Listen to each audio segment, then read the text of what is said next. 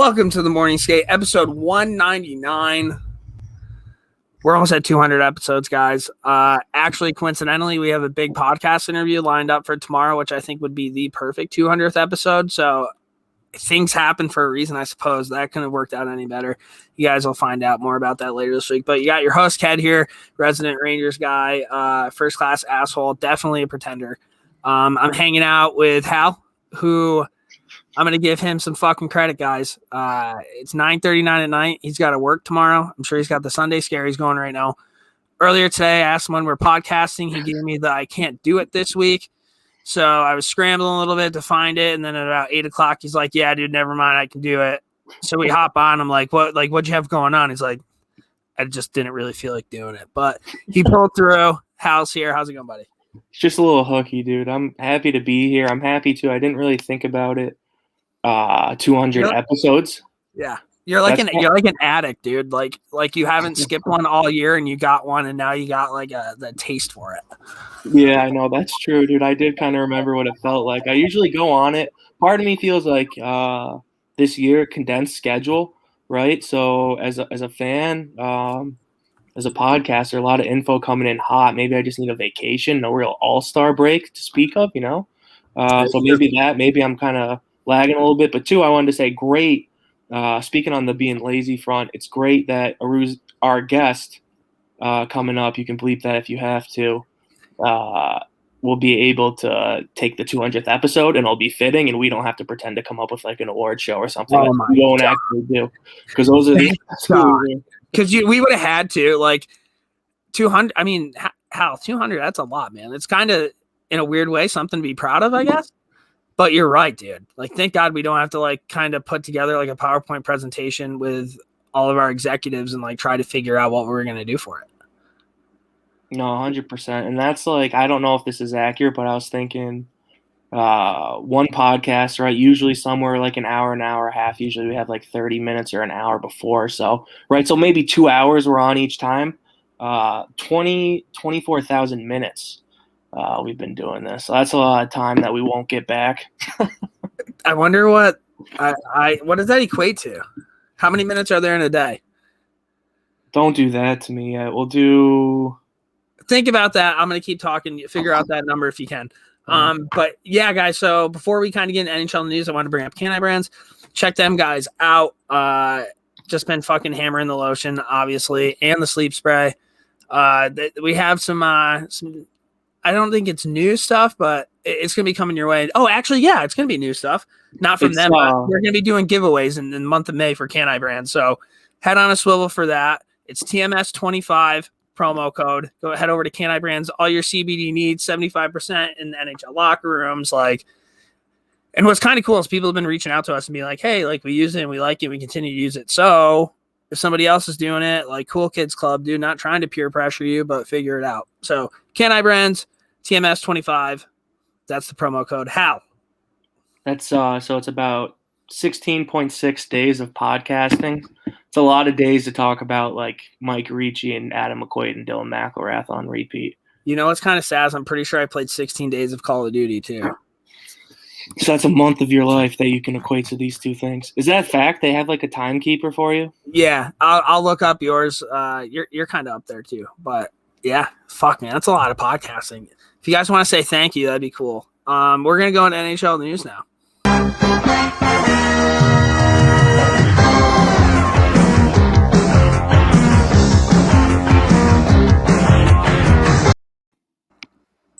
All right, NHL in the news. Ked's going to take the first one.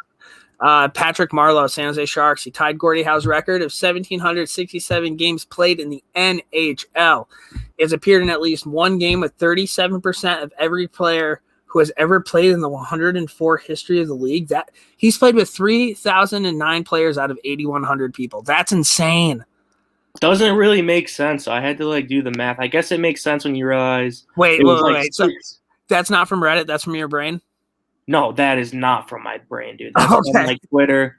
Okay. Someone tweeted that stat out. I could have not found that. That's like someone who like knows like analytics and like has like computer programs. I feel like comes up with that stat for you. Definitely. But crazy to think about, right? But I mean, league started out 6 teams. There's probably only like farmhands. I don't think there was as many. So still an insane number that doesn't like really make sense. All right, so here's my question for you. First word, okay, just tell me the first word that comes to mind when I say this, okay? Ready? Yeah. Patrick Marleau. Ooh, I don't really want to say what I was going to say because it's kind of mean. Well, tone down the meanness of your thing and let's get to beyond the facts of why you don't like Patrick Marleau. No, I do like Patrick. So I do like Patrick Marleau. The word was disappointment. The reason I put up the word disappointment, and it kind of sucks to say because I want to tread carefully because, one, this is an awesome achievement. I don't want to take anything away from Patrick Marleau, but in my brain, and I feel like a lot of hockey people's brains, when I think Patrick Marleau, I think about the Vlasic, Thornton, Marleau teams that just couldn't get over the hump, and they made it to like deep in the playoffs, or they get upset early after like winning President's trophies. You know what I mean? Like the Jonathan Cheechoo days, they were just electric, and like it's nothing against Patrick Marleau, but unfortunately, to me, it's just that whole San Jose team. Like that's just kind of how I'll remember them, and that's how hockey history will remember them too. Ultimately, you know? No, 100%. Is it weird that my first word was professional? Like I just get every time I've seen that guy, he just looks like the ultimate pro. No, like he plays the game the right way. I doubt he's ever been suspended. He scores a shit ton of fucking goals. Like Patrick Marleau was a fucking awesome. It still is. Well, he's got like 8 points in 30 games this year. Like so not still awesome, but you know what I mean. It's one of those things where that's another thing I wanted to bring up. I don't know how I feel about. There's a side of hockey Twitter that's like this doesn't matter. Like if he wasn't going for this record, he wouldn't be playing.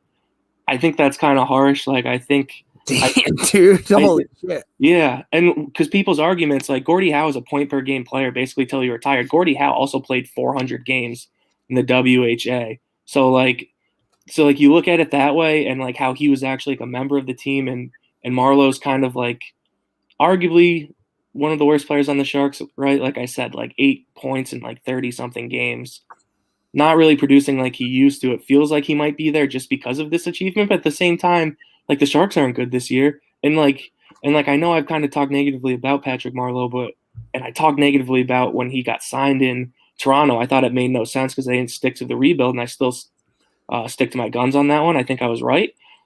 But I think you can't overlook like the impact he had on a young Mitch Marner, who like before all Mitch Marner knew was like his dad talking to him. And then you see like Austin Matthews, Mitch Marner hanging out with Patrick Marleau all the time. Like that pays dividends into like what the Maple Leafs are doing now. And I think, the other thing, and I know I'm ranting, that I was thinking about with the word disappointment. Go off, King. Was when he got stripped of the C. Like that was super awkward too. Like that was right around that time, and I don't think he ever got the C back. He was always an A. I don't know. That's the other reason. I don't really remember what was going on then, but there was just a ton of controversy around the Sharks, and it seemed like Joe Thornton was like getting stripped of captaincy too, I think, over there. And it kind of took Brett Burns bringing the Zoo to town to like change the culture again to make it positive. I feel like it was starting to like the wells kind of drying up. So yeah, that's what I had. Like Patrick Marleau to me is a Hall of Famer. He's just kind of an interesting case of a career. Can you do me a favor while I do a short rant? Could you look up the list of San Jose captains? Because I think that they stripped 2 people of the captaincy before they got to Logan Couture. I might be wrong there, but that's got to feel so weird. Like even Dustin Brown was stripped of the captaincy. How do you still keep that guy around? Like, hey, dude, like you're sick, but not that sick, but we still want you here. Like, I don't know how that would be. While you're looking that up, I agree with you with the Toronto thing. They didn't stick to the rebuild. That's not a Toronto's problem. I'm okay with Patrick Marleau wanting to go out and get his cup. It sucked that it didn't happen, that he didn't realize that it wasn't year 5 of that rebuild. But I don't know. You can't hate on a guy for trying to get out there and win a cup. And like, he scored a lot of fucking goals. And you're right. Mitch Marner and Austin Matthews. I mean, I'm sure they would still be good, but you got to believe Patrick Marleau definitely like is a huge part of the hockey player that they become. Yeah, no, 100%. Looked it up. So after Patrick Marleau was captain, Rob Blake was captain for a year. I feel like that was just like a veteran thing. And then Joe Thornton until 2013, 2014. And then that was the weird year where Marleau, Pavelski, Thornton, and Vlasic were all assistants.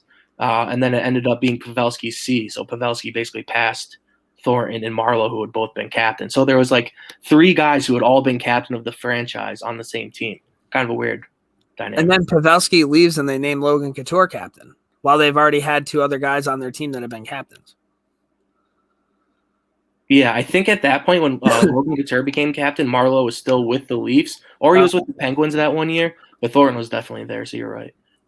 That's weird. But, I mean, that's played 37% of the people that played the game of the NHL. It's fucking Do you think we just came off way too negative? Like, people are pissed off about what No, we just dude, said? I don't think so. You're not calling Patrick Marleau a disappointment at all. You're just disappointed that, like, it's more of the team. That team never won a cup, dude. Like, I bet if Ray Bourque never won a cup and you ask people what the first word when you hear Ray Bourque, it'd probably be the same fucking thing, right? Like, that's a great example. Fucking, god damn it, my brain. Sometimes. But yeah. Next topic, I'll introduce it. I wanted to bring this one up. Anthony Mantha. I was super critical of this trade. I talked about how I think he floats a ton. Red Wings fans never felt like they got what they wanted out of him. He's got 4 goals in his first 4 games. Bruins played the Capitals today, and Mantha, Backstrom, Oshie, second line, kind of legitimate. So he's heating up. You were a fan of the Caps getting Anthony Mantha. What do you have on this? I mean, I called it, right? Like, I'm just kidding. I mean, a lot. I feel like you could put pretty much anybody with Backstrom and Oshie, and you'd probably be able to produce pretty much. But, like, Mantha, big body, you're right. He does have 4 goals. It seems like he kind of has, like, that little bit of a swagger to him now.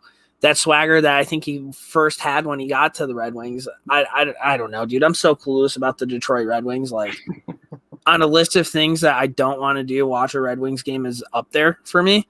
But I just think maybe if they get good again, I'd probably want to watch one. But I don't care. Fair enough. I put this one in here because I feel like this is something maybe you've dealt with that's relatable to me. So it came out, Yzerman tried to call Mantha to let him know he was traded, and Mantha was taking a nap. Basically woke up from a text from Stevie Y being like, call me as soon as possible. I mean, that's a tough way to wake up from a nap. There's nothing more alarming than, like, waking up from, like, a nap or, like, a night out and your phone's just completely blown up. Think about getting a text from anybody that says, call me as soon as possible and tell me your anxiety is not peak. Yeah, it's like you got to, like – and that's, like, a generational thing too, where I wonder, like – I know it's, like, informal to just text somebody that, but, like, I wonder if the future GMs will just, like, shoot, like, a fucking Instagram DM and be like, hey, man, I traded you. I don't know, man. Because what's more nerve-wracking, at least you know, it's probably, like, a shitty way out. Do you think Yzerman thought Mantha knew that he traded him and Mantha was, like, big leaguing him? Maybe. No, I don't think so. I mean, Mantha said he was asleep for sure, so I don't know. Yzerman doesn't know that. Yeah, but what's your point? I'm just saying, like, maybe Steve Yzerman called him. Anthony Mantha didn't pick up. He's like, fuck, I traded this guy. He found out he hates me. Hey, dude, call me back as soon as possible. Maybe. I mean, that's the story.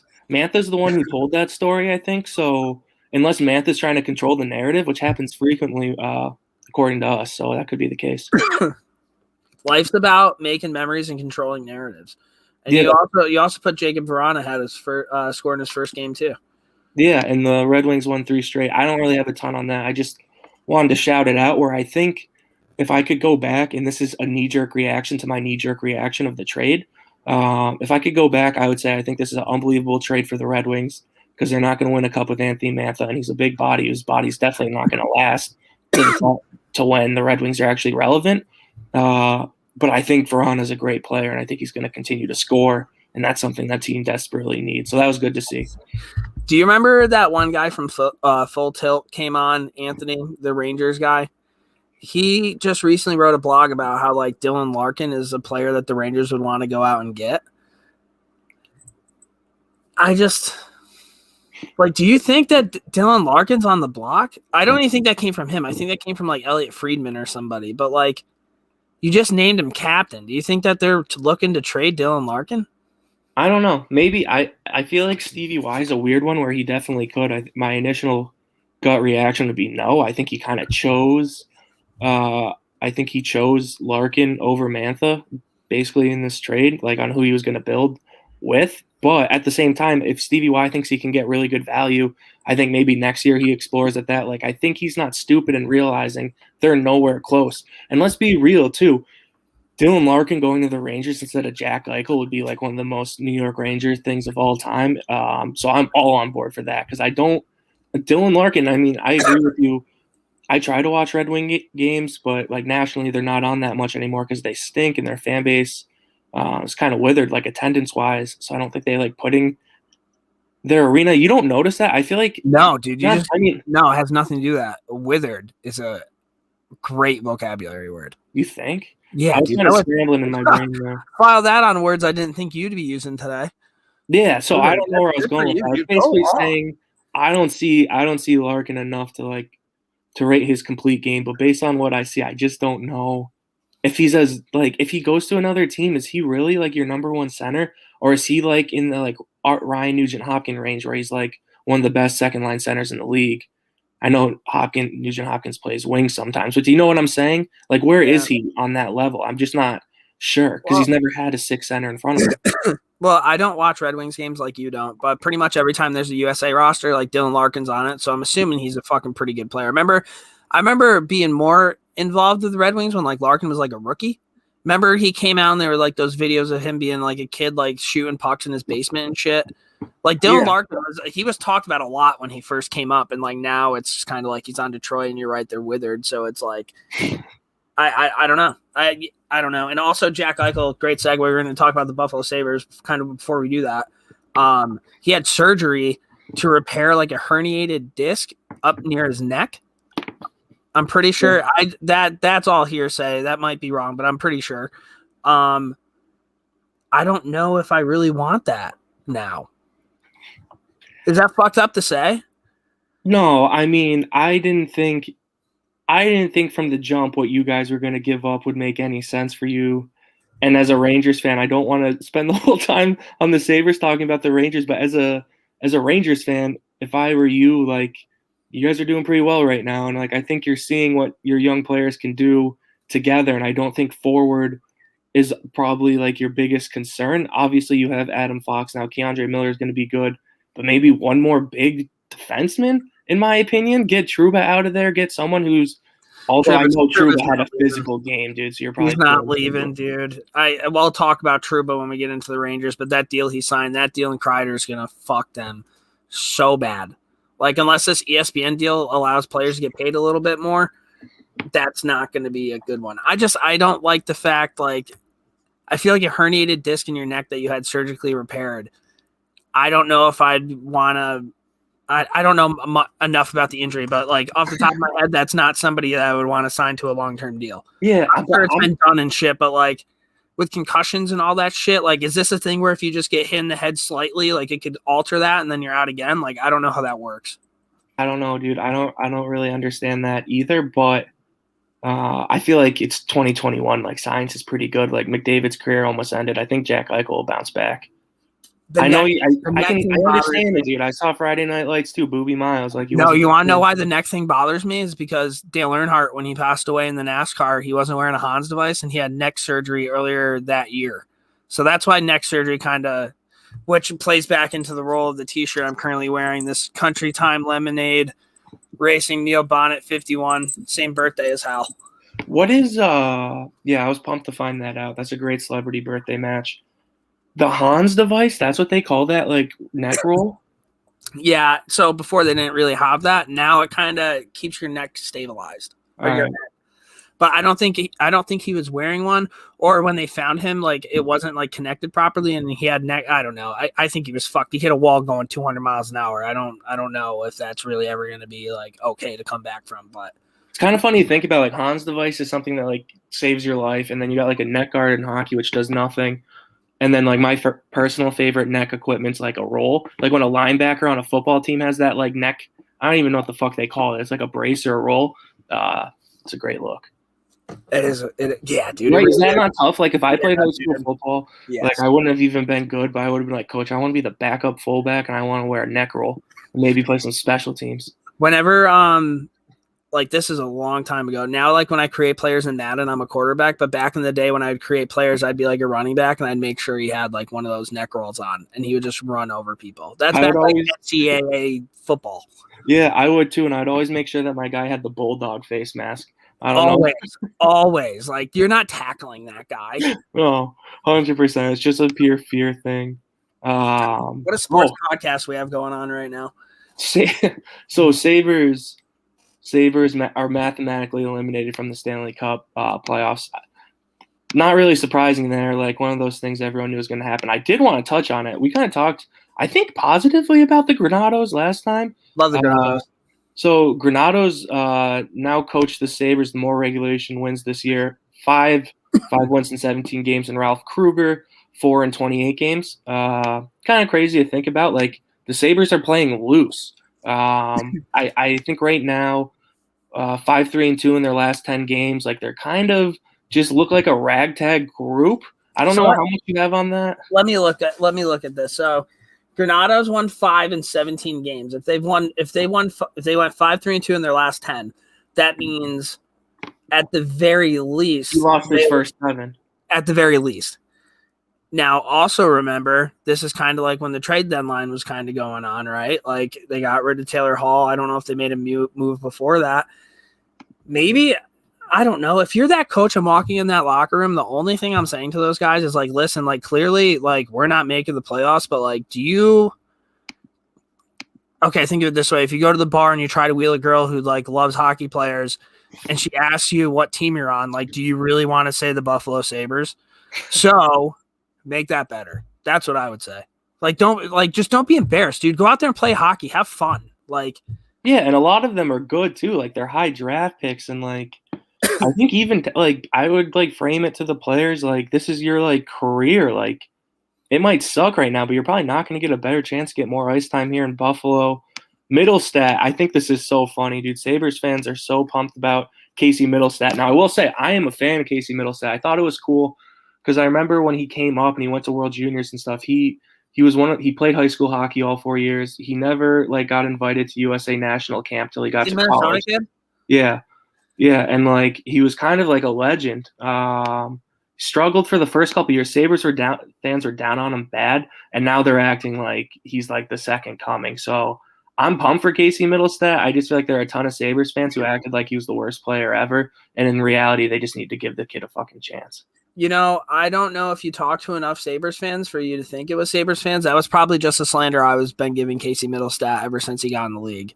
But you wanted Casey Middlestat, I feel like, and then you were hoping he dropped. Am I wrong on that? No, I always, because was Middlestat might have been the year that it was Elias Anderson's draft, I'm pretty sure.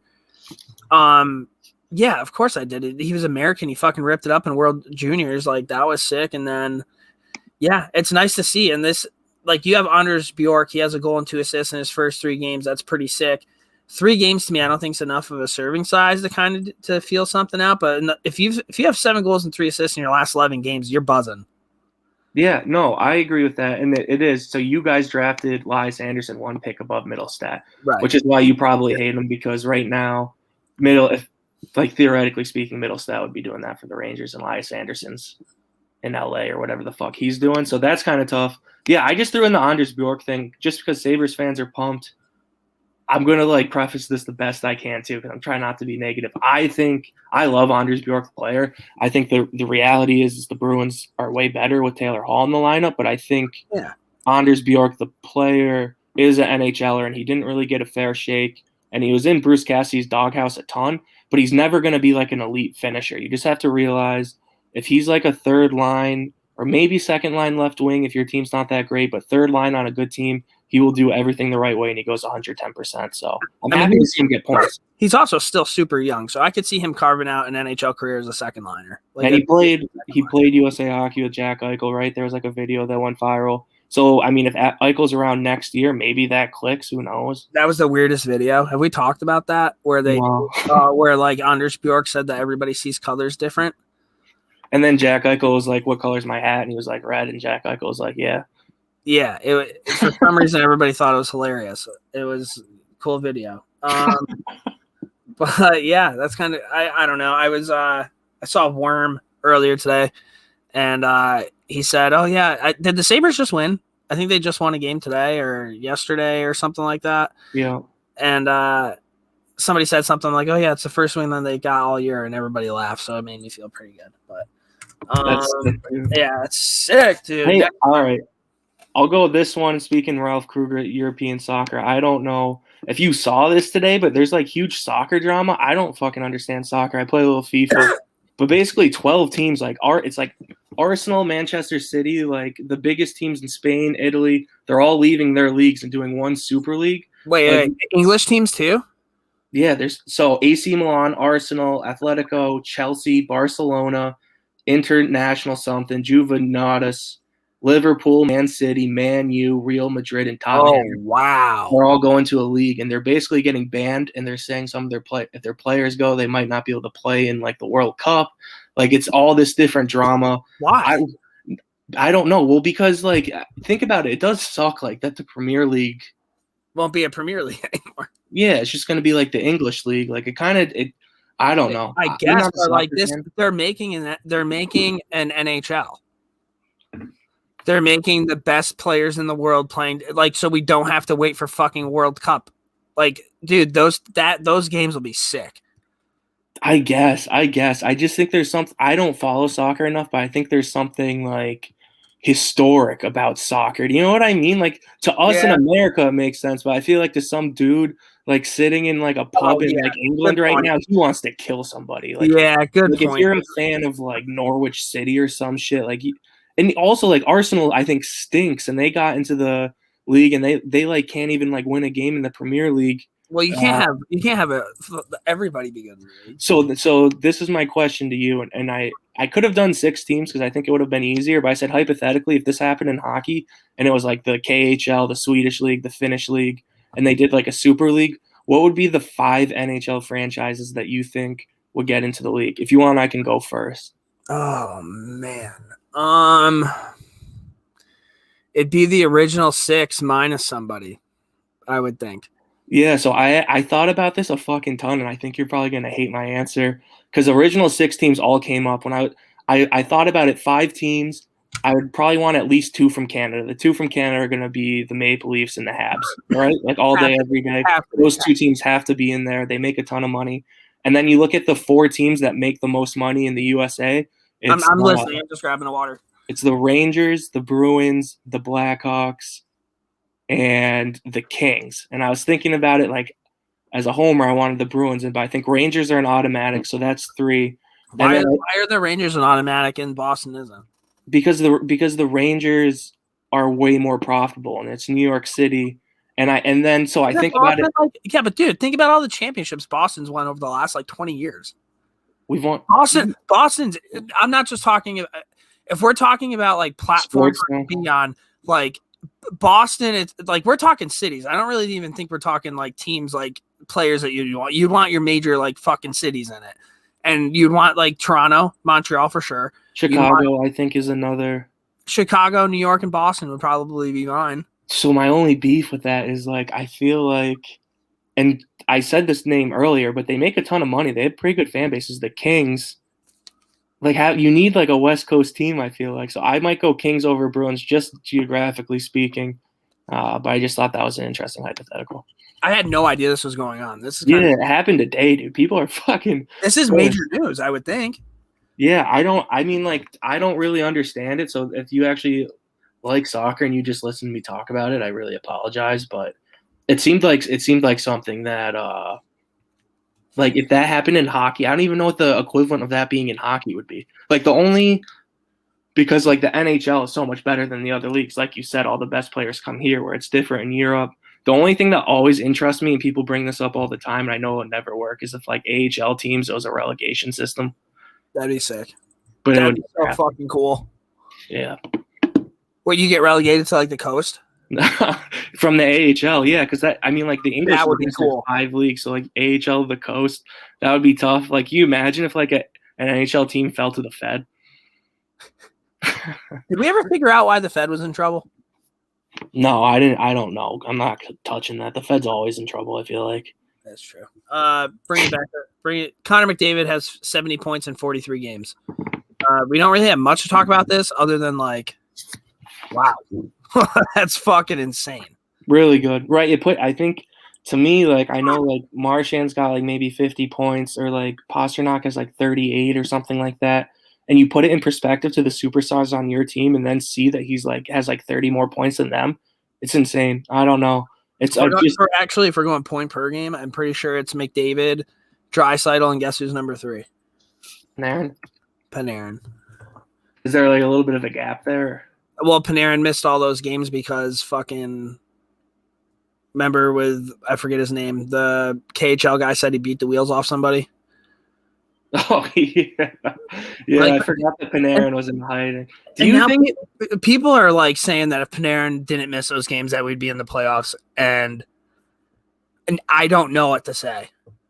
I don't hate the Panarin for Hart argument. That's not a bad argument. You know what? Although you know what, it is a bad argument because I just said Connor McDavid 71 points in 43 games right now.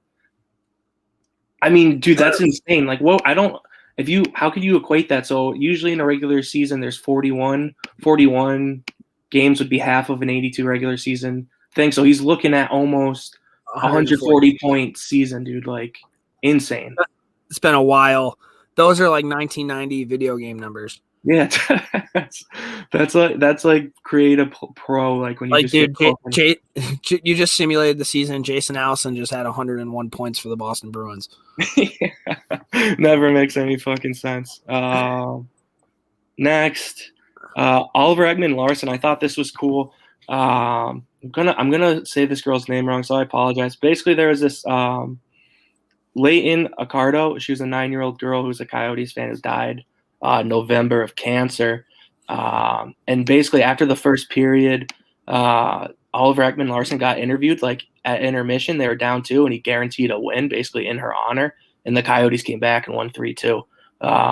This happened way earlier this year? No, it happened it happened last night. It's probably why you didn't see it. Wait, she passed away in November and then he guaranteed a game to her in April? Yeah, because what happened was and I missed that part. She got put into like their like Ring of Honor, basically like the Coyotes Hall of Fame, like as an honorary member. And there was like a ceremony before the game. So it was kind of like her night.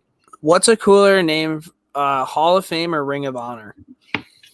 To me, a Hall of Fame has more prestige. Like it's classier, and then a Ring of Honor is like kind of like. It's kind of like made up, like, you know what I mean? Like if you have a Ring of Honor, like you can get the fan favorite who kind of sucked in there. Like there's I feel like it's more relaxed. Like Hall of Fame, you wear a suit to the induction ceremony. Ring of Honor, like you wear a blazer and your best pair of jeans. That's probably why I think I would identify more with a Ring of Honor. Shit. That's fucking cool. That's really cool. And it's funny that you mentioned that because I had NHL Network on the other day and they were doing like the list. I don't know if it was like top moments in the NHL, but they did the Mark Messier guarantee when it was game 6 and he said we're winning and then he scored a hat trick. I'm so mad at myself right now because the next play on that, the one that should have been better than that was nowhere near better than that. And I remember looking at the TV and just turning it off. I fucking forget what play I was. NHL Network, I feel like we've given them a lot of praise this year. I will say their countdowns and their rankings and their lists suck. They're not good, dude. And you know what? Really quickly, I'll just throw this out there because I have 3 zeros of the week. So on the topic of NHL Network, one of my zeros of the week was Brian Lawton. Brian Lawton, I swear to God, he amazes me with what he says. I don't know why he triggers me the way he does, but he said this was his quote. I know for a fact that a team offered a first-round pick for Taylor Hall, and there's more than one. It's like, no shit, bro. He had a no-move clause. That's irrelevant. Like, you think that's like a scoop? Like, I'm sure there were teams out there that wanted Taylor Hall that couldn't get him. You know what I mean? That's such a dumb statement. Yeah, and I don't know what point you're trying to make there. I feel like he's just trying to flex on us.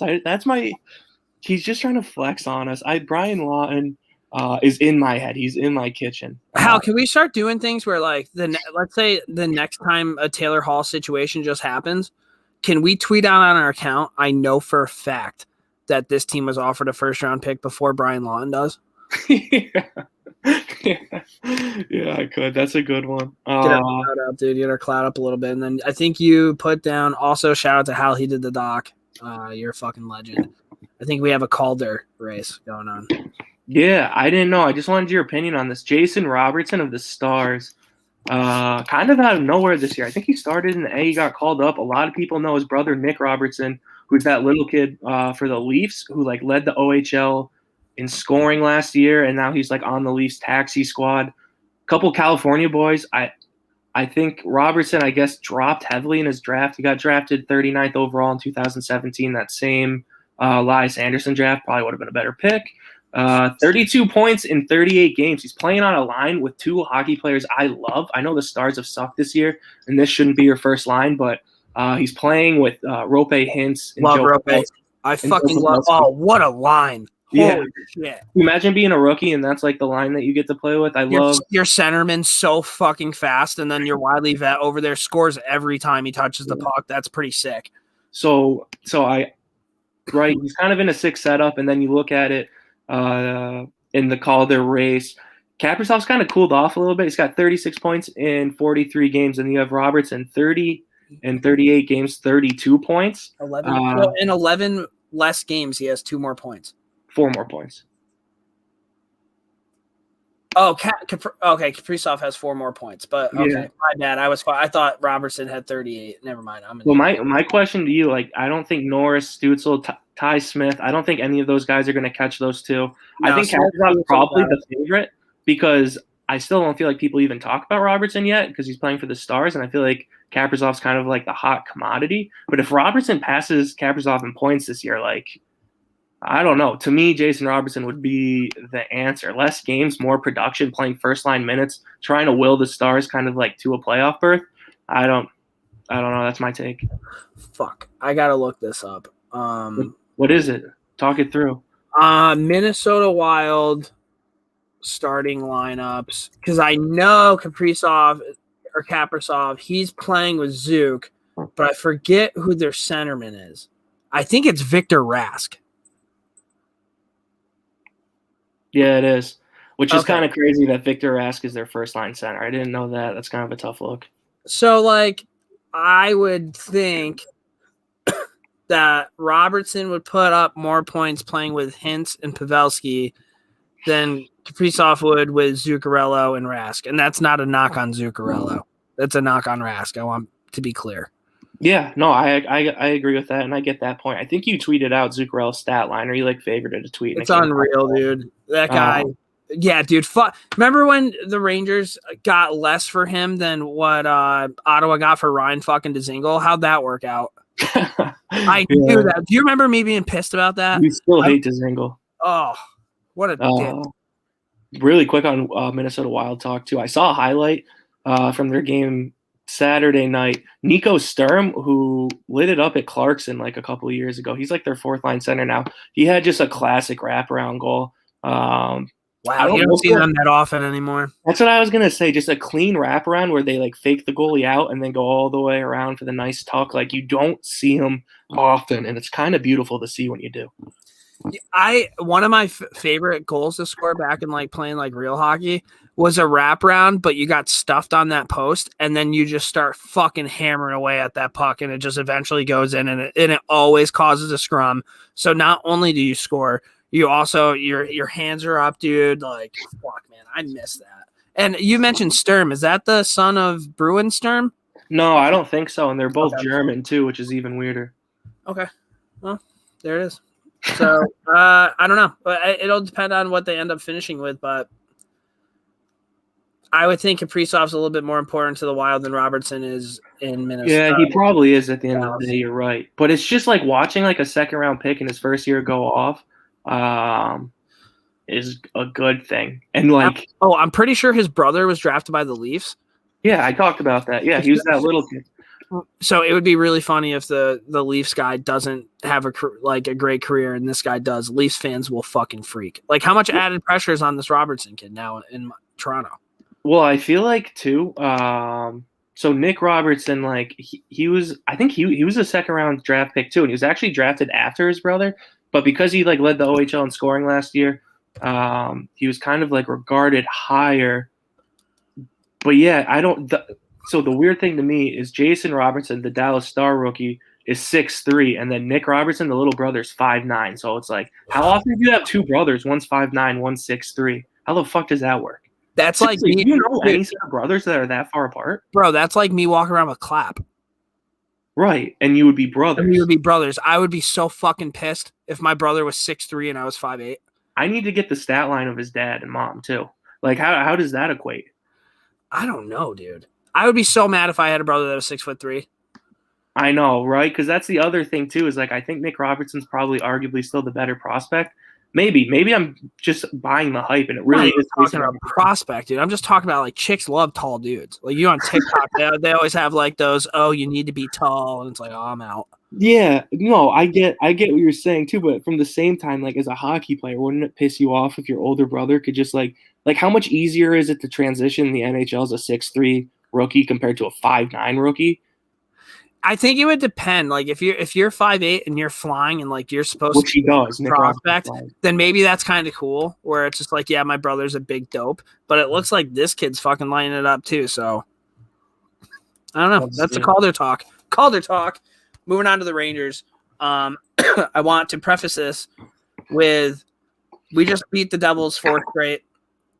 Everybody in New York believes a playoff opportunity is upon us. I think what people need to kind of sit back and realize is we just played an AHL team essentially for four games in a row. They traded people. Pavel Zacha's out of the lineup. Jesper Bratt's out of the lineup. This isn't you're not playing the Boston Bruins. You know what I mean? It is good that they won 4 straight. I'm trying to think the only other real negative thing is they've had great opening like periods, and then they kind of let the Devils back in at least the last 2 games. I didn't watch today's game. I had shit going on. I'm going to probably watch it after this podcast. But they got to stay on, and I just really hope that this team doesn't think that the other teams are going to be like the Devils. Like, I hope that they don't come in and play. I think they have the Flyers next, which would be a little bit of a test. Thank God it's the Flyers and not the Bruins. Like, if we came in and played the Bruins and we thought we played sick against the Devils and then just got pumped because, like, I don't know. But here's some things. Ked talk. Artemi Panarin is the greatest free agent signing in New York Rangers history. He now has more points in his first 100 games as a Ranger than Mark Messier. I don't know if you guys have ever heard of him. It feels good that the first time that the Rangers got somebody that lived up to what they thought he could live up to. I don't even care if he like fucking doesn't do anything now. Like these like first however many seasons with Panarin, it's so much fun to watch hockey when you have a fucking absolute superstar. If you took Rick Nash away from those teams that Rick Nash were on and you put Artemi Panarin on those teams, the Rangers probably win 2 cups, I would think. And I'm pretty confident about that. Rick Nash, he does all the little things. Well, you paid him $8 million not to just do the little things. You paid him $8 million a year to do exactly what Artemi Panarin is doing in New York right now. He is so fucking good, dude. And like, I've always been so jealous of all these other teams. Because when you think of the Rangers, right, over the last, like, I don't know, 10, 15 years, who's the number one player you think of? You think of Henrik Lundqvist. Do you think the Rangers built from their goalie out, right? When is the last time the Rangers had an offensive player where he had the puck and you're like, oh shit, maybe Gabrick a little bit. Yager was good. I would say Yager. Like Gabrick definitely had like a year or two, but I still think of Gabrick's best years being on the Wild. That's like I was gonna interject and just be like, my favorite joke for Rangers fans like has always been that like your big trade or your big sign is gonna suck ass, and it's like been the most automatic joke. So I can appreciate how it's refreshing to have one hit. And I thought like my original thought was my biggest concern for the Rangers with Panarin wasn't really a skill. It was just that like you're basically paying your highest paid player is going to be a wing, not a center, and that can be tricky. I still don't know if the Rangers I don't know because I mean they have Mika and like Strome's played well, and Hedl like you're not really weak down the center anymore. You don't have that like elite, but Mika's pretty fucking good. So I guess you do have this there. The difference between Panarin and a regular winger is I feel like wingers are more heavily relied on to score. Like, how often do you have a playmaker on the wing? Like, normally playmakers are centers, correct? Panarin, I would say, is a top 3 passer in the NHL.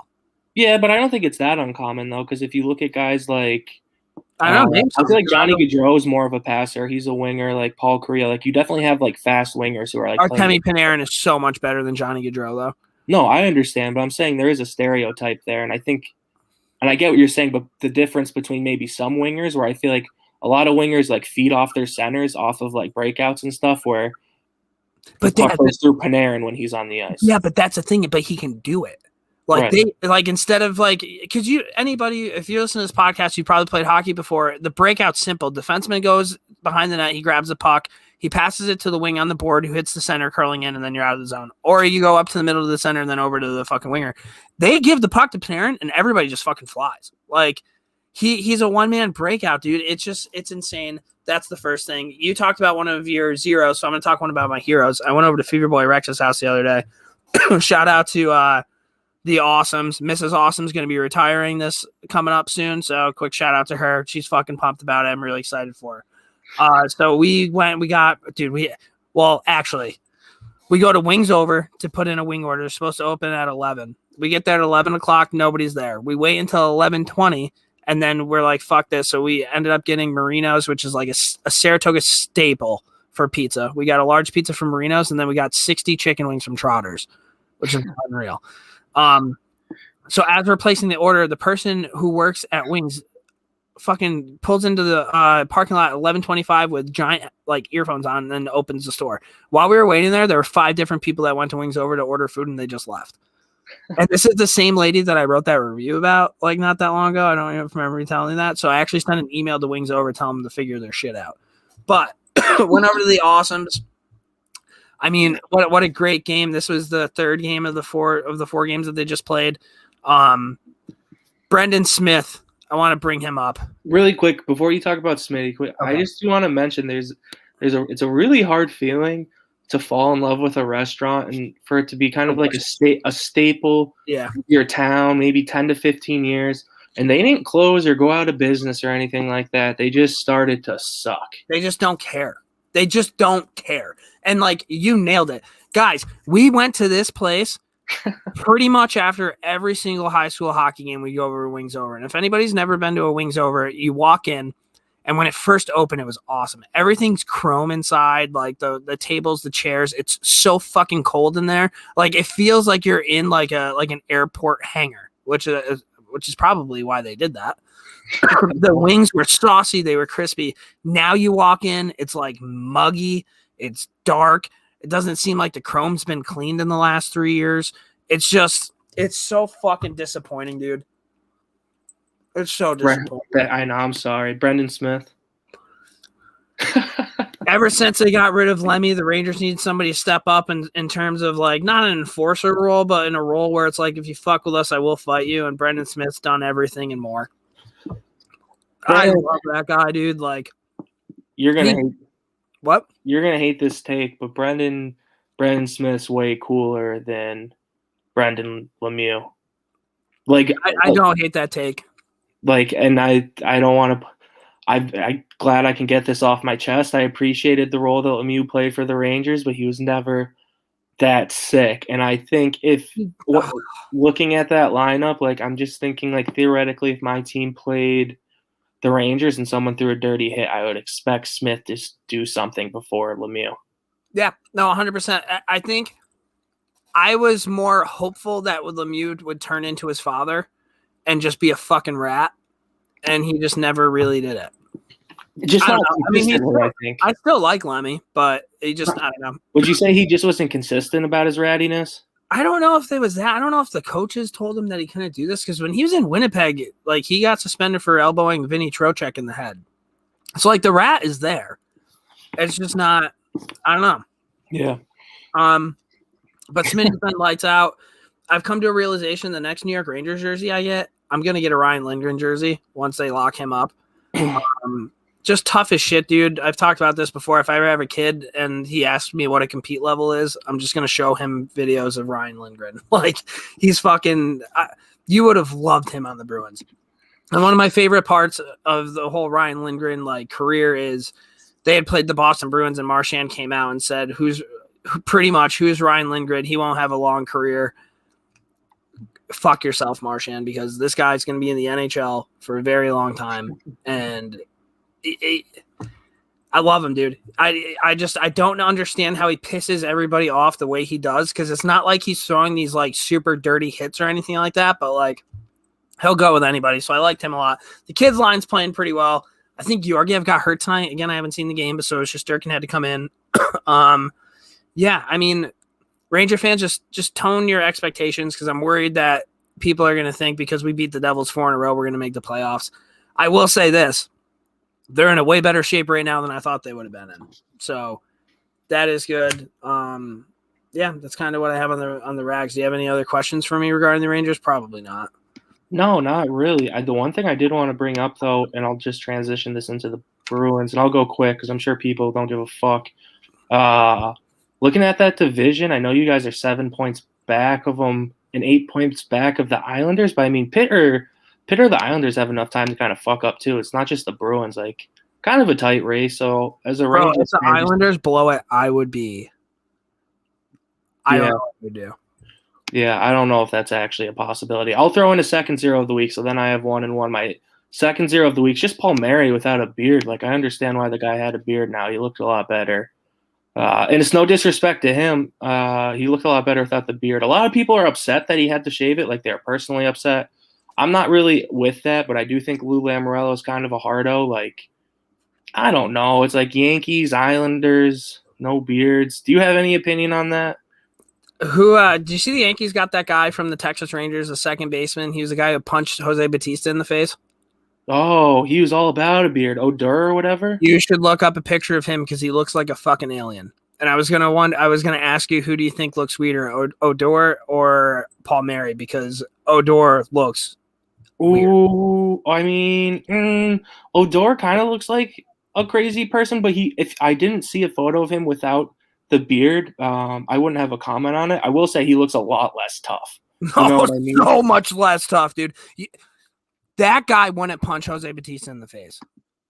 No, 100% not. And not that way, because he popped that guy too. I always didn't think twice. He didn't think twice. He hit him good.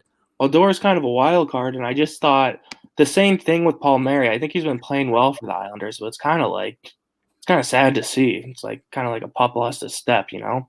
No, for sure. And before we kind of get into your Bruins, I just have one other thing baseball related. We talked about this before the podcast. I got MLB The Show. It's fucking cool. Road to the Show. I was drafted by the Miami Marlins. Do I demand a trade? No. Here's the thing, dude. I feel like if I were you, in my mind, I thought Derek Jeter chose me specifically. Arguably. So that's one thing. Your favorite player growing up used to wear his cologne. He would be your GM. True. Number two, you're a prospect, and it's not like the Marlins are that great of a team, right? So their AA team is the Pensacola Blue Wahoos, and their AAA team is the Jacksonville Jumbo Shrimp. And so the other thing I was going to throw out there too is you're in Florida, dude. Like when you make it to the show, live in Miami, live that life for a couple of years, and then sign your big ticket elsewhere. I think you stick it out. You and I are on the same fucking page. So that's exactly what I'm going to do. Thank you. All right, what's going on in Boston, man?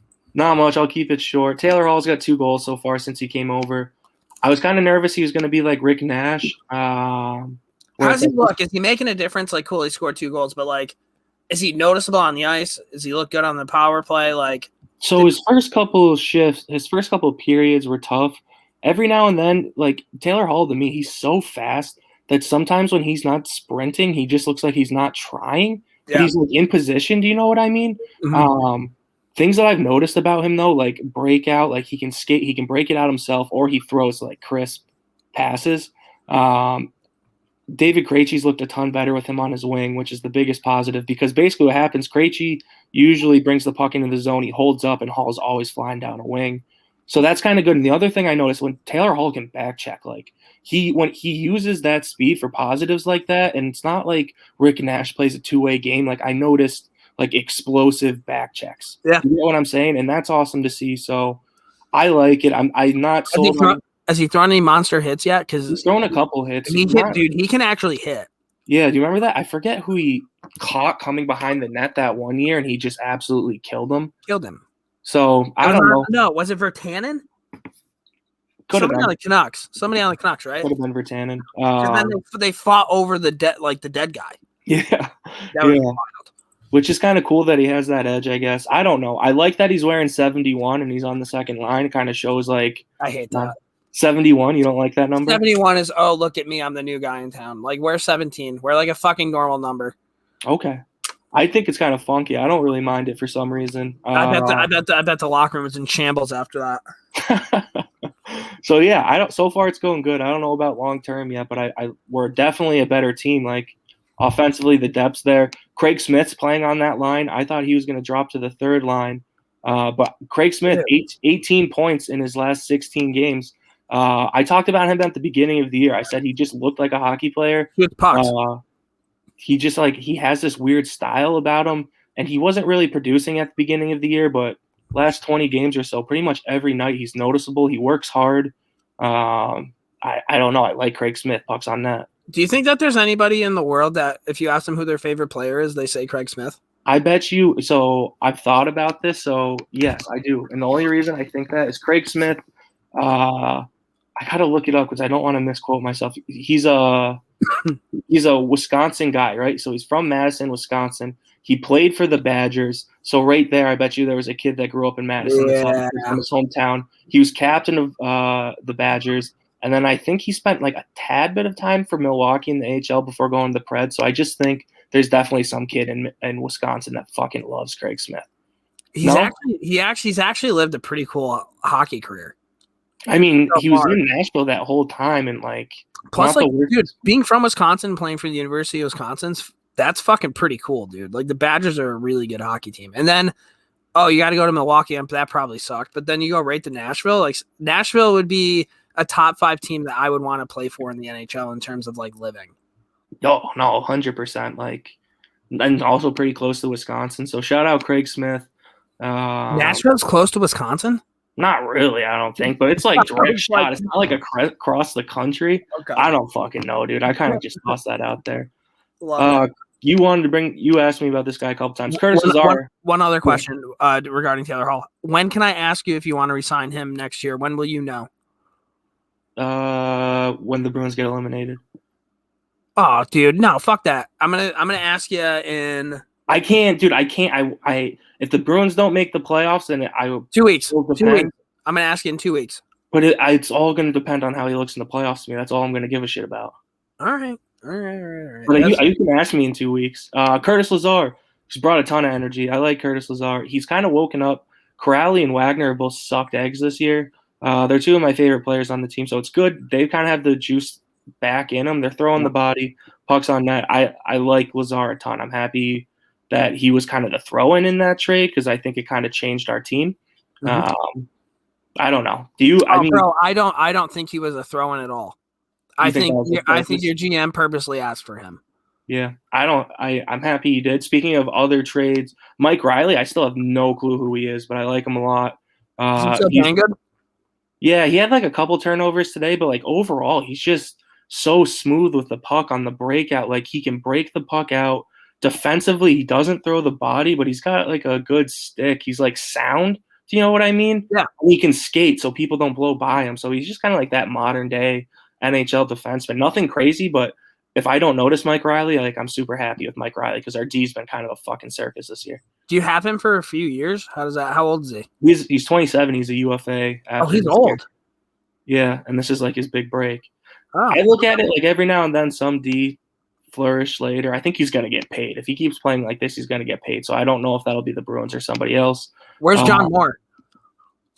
Long-term IR, yeah. He had hip surgery. The last thing I just wanted to bring up, the Bruins played the Capitals today. Super chippy. I just wanted to bring it up. I think my least favorite player in the league is Garnett Hathaway at this point. I've come to accept that nobody – so I think every division, you've played all the same teams all year long. You probably all have one guy in your brain right now that you're thinking, I fucking hate this guy every time my team plays him. It's not Tom Wilson on the Capitals. It's Garnett Hathaway. He drives me insane. He's good at what he does, but he's just such a weasel, and he has this grin on his face, and it's I don't know. He just thinks he's the man. I can't describe it. Good at what he does. He just pisses me off. He's low-key dirty. I think he actually is dirty, and I just don't know if he thinks he's dirty. I don't know. Dirty as a good player, or dirty as just a rat? Because he spit like a rat. He spit in somebody's face a year ago. That's what I'm saying. So he spit on a guy. That's a -1.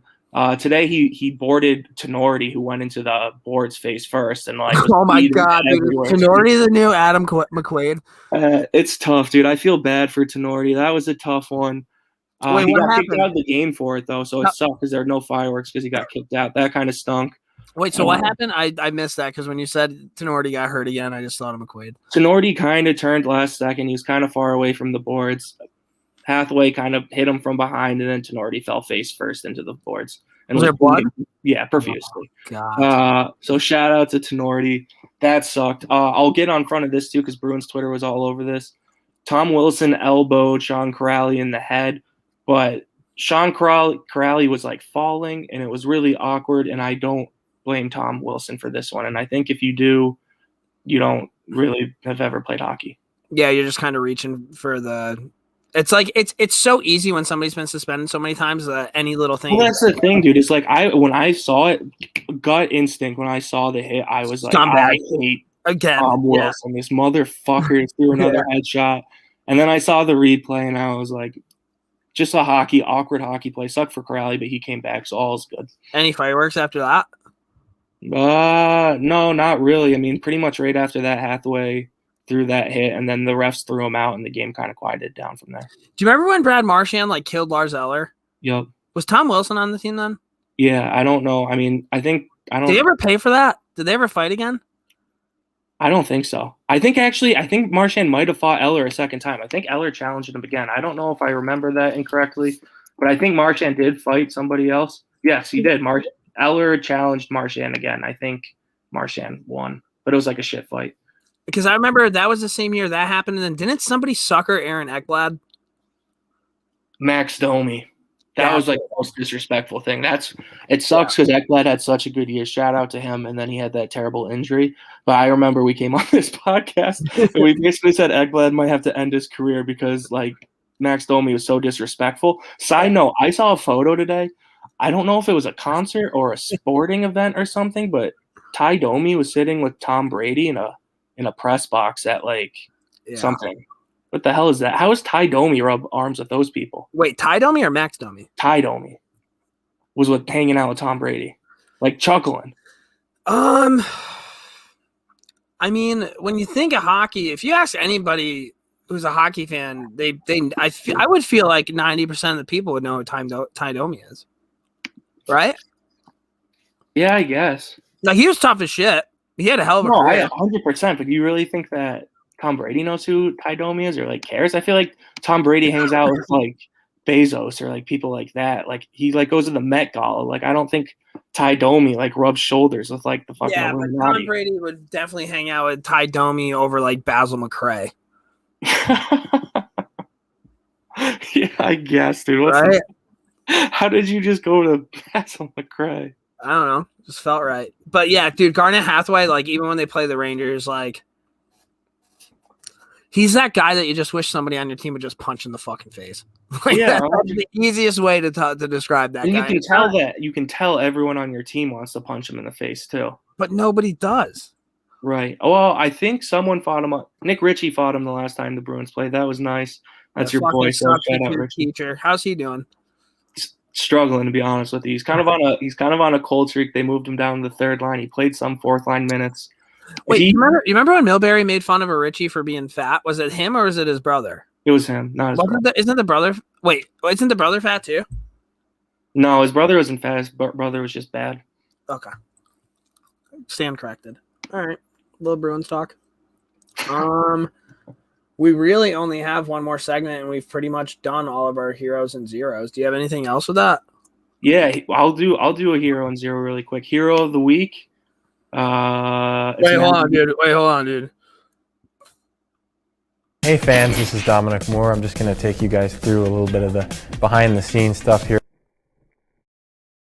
Dominic Moore's heroes and zeros. Really quick, I'll throw in here. I actually like Dom Moore's opinions on a lot of stuff for the most part. I think he actually is a good analyst. Thoughts? I mean, dude, he doesn't throw out hot takes. He's pretty like he's a Harvard guy. Like he's like statistical. I feel like about his approach. You know what's weird? The Rangers had Ryan Callahan on an MSG show. I forget what game it was, and they hyped it up where like Callahan's going to be doing analysis in between periods. Haven't seen or heard from him since. And that was like a while ago. Weird. Yeah, I don't know what happened there. I love Callahan. Have you ever listened to Callahan as an analyst? He knows what he's talking about. And he was on was he on Spin Chicklets? He was on a podcast where I listened to him, and like he seemed like a pretty all right guy. He seemed a lot cooler on the interview than he did when I met him. Yeah, he's probably like, who the fuck is this kid? I'm the captain. Yeah, no, I agree with that. I still think Patrick Sharp on the NBC crew. I hope whatever happens next year, he's still on TV a good amount. I like Patrick Sharp. Do you not have opinion on Sharp? I just think like I like Sharp because he's positive usually about both teams. Like it's hard to get pissed at him. He's just smiling and he like pumps you up a little bit, and that's a good role. You need that guy in there. Yeah, I think so. I just kind of wish that they got somebody more salt of the earth in there. They got rid of all the bad boys essentially, so now it's just a lot of positivity. I agree with that. I'll keep it positive. Hero of the week. It's magic number season. This is actually one of my favorite. I love the fucking spreadsheets. You can look at the schedule and just see it kind of go down, watch teams' numbers decline till that magic number hits 0 and they're eliminated. It's beautiful to watch. Do the Bruins make the playoffs? I'm gonna say yes at this point, but I would still say, in my mind, they have an 88% chance of making the playoffs. Did you mention Swayman when we were talking Bruins? I mean, we talked about him a bunch the last couple of weeks, so I didn't bring him up again. But he had his first career shutout the other night against the Islanders. We swept the Islanders back-to-back nights, and he had a shutout, so he's still feeling it. It's pretty fucking good, dude. It's not bad, and Tuukka's back, and he looks good too. So I think that's our 1-2 punch, and I think Jarro Halak's days might be numbered. I don't know. You really don't have much. You watched the Rangers. That was your hero. My other zero of the week, I was just going to throw this out there. We can end on this. You brought up MLB The Show. The Yankees suck. I just wanted to kind of put that out into the air. Ked, you have any thoughts on your favorite team? I mean, the Yankees have gone 5-10 ever since I bought a Padres jersey. So how do the New York Yankees lose like 22 of their last 25 to the Tampa Bay Rays? Because they're filled with people. The Yankees are pretenders. They're filled with people on their team that pretend to be New York Yankees. Honestly, if I'm the Yankees, I'd take away the fucking pinstripes, dude. Make them wear all whites and all grays. Fucking earn. Don't they do that? Am I wrong? Is there like spring training not have pinstripes or something like that? Like, I don't know. That'd be hilarious if you actually have to earn pinstripes. That would be fucking so funny. They should. The Yankees need to remove their pinstripes. Now that I've heard that idea out loud, I feel like that would solve all their problems. Right? Bring the boys back. Tell them like grow out your facial hair. You haven't earned it. I mean, there's no one on the roster that you think has earned them at this point? Like maybe Cole? Garrett Cole for sure. Garrett Cole might be one of the best pitchers I think I've ever seen play for my favorite team. Like he's that fucking good. DJ LeMahieu has earned his pinstripes. Aaron Judge? What, Aaron Judge had like 2 good years and he just forgot that he needed to stay healthy to fucking play baseball? What about Sanchez? No, get him the fuck out. I hate Gary Sanchez, dude. The Kraken? Yeah, you scare me, dude. But this goes back to us talking baseball before the podcast. Everybody wants home runs. Like, people like kill for a guy who's hit 22 home runs that bats 180. It's insane. It's the short porch, bro. Before we wrap it up, quick shout out to Jordan Clapp. He passed away earlier this week. He's one of my really pretty good friends, buddies, or his brother. And he was a big Devils fan.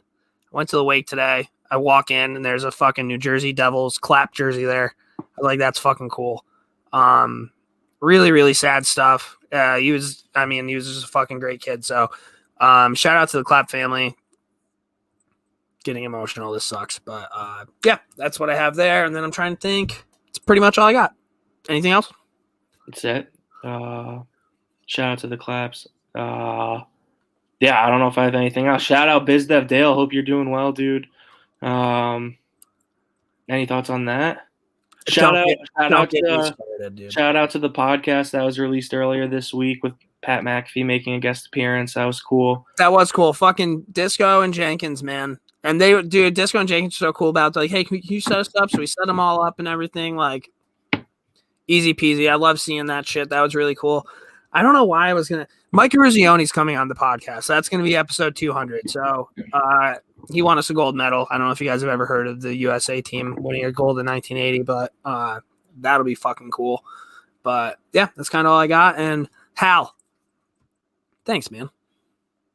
Thank you, dude. And thank you to the listeners. Thank you, dude. All right, see you guys.